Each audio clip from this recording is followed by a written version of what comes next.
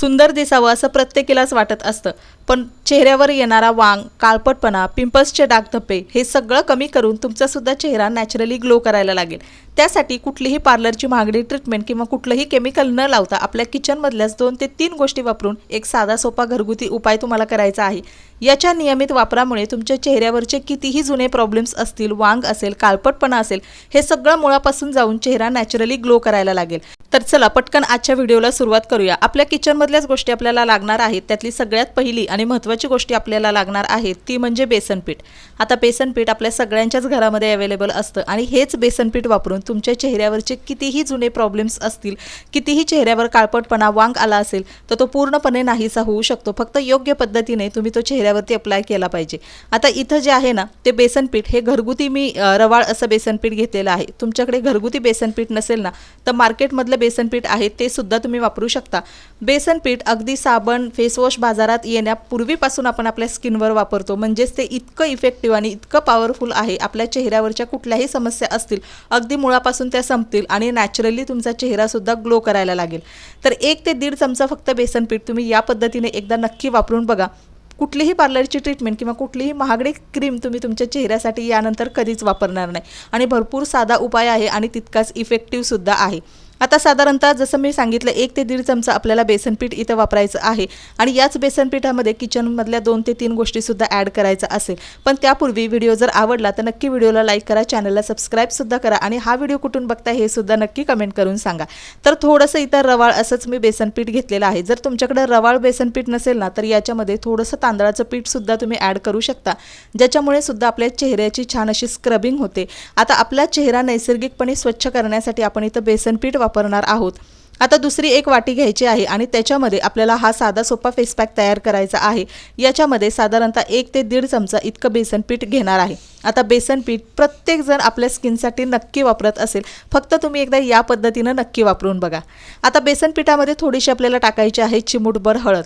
आता आपला त्वचेचा रंग नैसर्गिकपणे उजळ करण्यासाठी आपण हळद वापरतो, सोबतच चेहऱ्याची स्किन सेन्सिटिव्ह असते, चेहऱ्याला काही इन्फेक्शन झालं असेल, पिंपल्सचे डाग धब्बे असतील, हे कमी करण्यासाठी चिमूटभर हळद वापरायची आहे। इथं मी किचनमधली हळद वापरली, पण बऱ्याच जणींच्या कमेंटसुद्धा मला येतात की किचनमधली हळद सूट होत नाही किंवा कुठली हळद आमच्या स्किनसाठी चांगली असेल। तर मार्केटमध्ये किंवा ऑनलाईन तुम्हाला ही कस्तुरी हळद पावडर जी आहे ना ती मिळेल, ती सुद्धा आपल्या स्किनसाठी भरपूर फायदेशीर आहे। आपली त्वचा छान ग्लोईंग आणि तुकतुकीत तरुण ठेवण्यासाठी या हळदीचा तुम्ही वापर करू शकता। हे प्रोडक्ट सुद्धा मी टॅग करेल, तुम्ही नक्की ऑनलाईन तुम्हाला आवडलं तर खरेदी करू शकता। आता हळद आणि बेसन पीठ आपल्याला व्यवस्थित एकत्र मिक्स करून ठेवायचं आहे। त्याच्यानंतर तुम्ही इथे ना ॲलोवेरा जेल जे आहे ते सुद्धा वापरू शकता।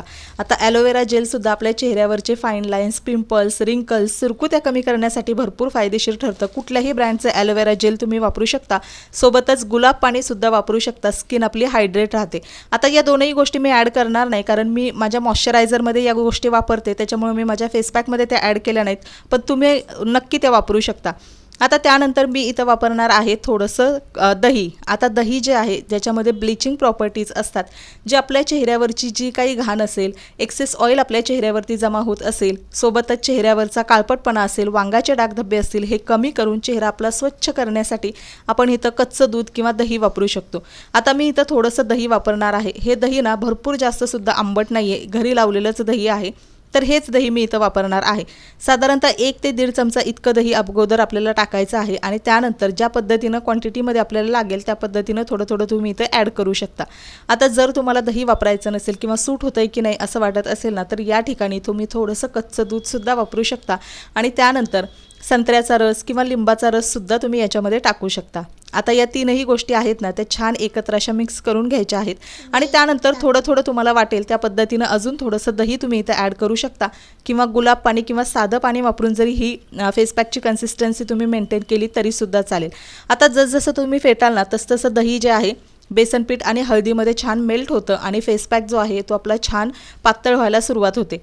आता मी सांगितलेल्या या सगळ्या गोष्टी ना अगदी मी सांगते म्हणून नाही तर या सायंटिफिकली सुद्धा प्रूव्हन आहे. तुम्ही याची गुगलवर सुद्धा इन्फॉर्मेशन घेऊ शकता की बेसन पीठ, हळद सोबतच कच्चं दूध किंवा दही आपल्या स्किन केअरमध्ये किती फायदेशीर आहे. कुठलीही महागडी क्रीम तुम्हाला रिझल्ट देणार नाही. इतका फास्ट आणि इतका 100% चांगला रिझल्ट तुम्हाला या साध्या सोप्या घरगुती फेस पॅकचा मिळणार आहे.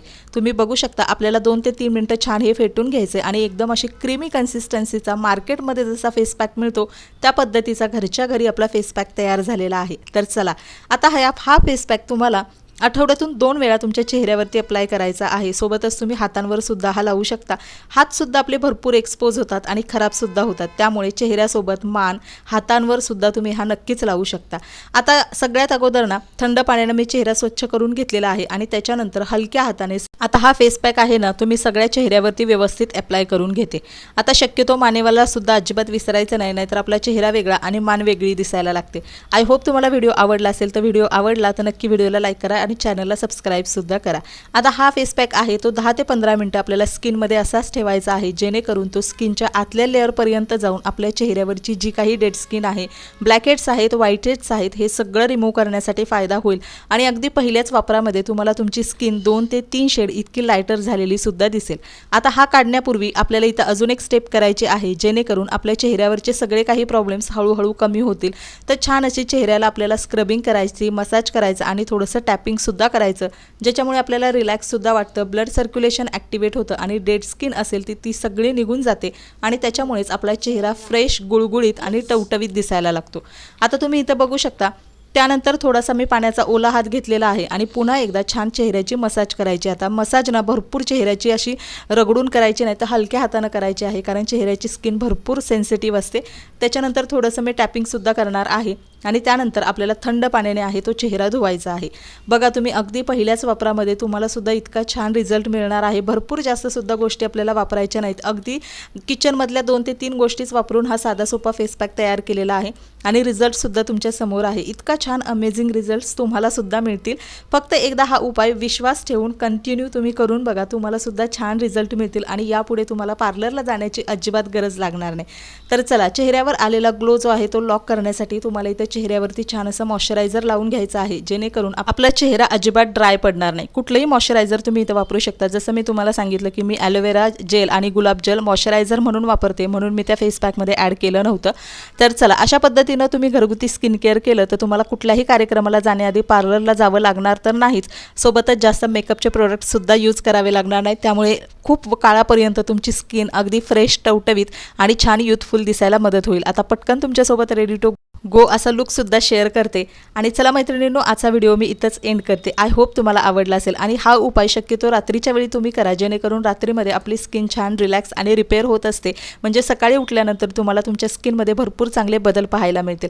तर चला आजचा व्हिडिओ आवडला असेल तर नक्की व्हिडिओला लाईक करा, चॅनलला सबस्क्राईब करा आणि हा व्हिडिओ कुठून बघता हे सुद्धा नक्की कमेंट करून सांगा. व्हिडिओ शेवटपर्यंत पाहिल्याबद्दल मनापासून धन्यवाद. आणि तुम्ही बेसन पिठाचा हा उपाय अगोदर तुमच्या स्किन केअरसाठी कधी केला आहे का हे सुद्धा मला नक्की कमेंटमध्ये सांगा आणि हा उपाय केल्यानंतर येणारे रिझल्टसुद्धा नक्की कमेंट करून सांगा. चलो बाय.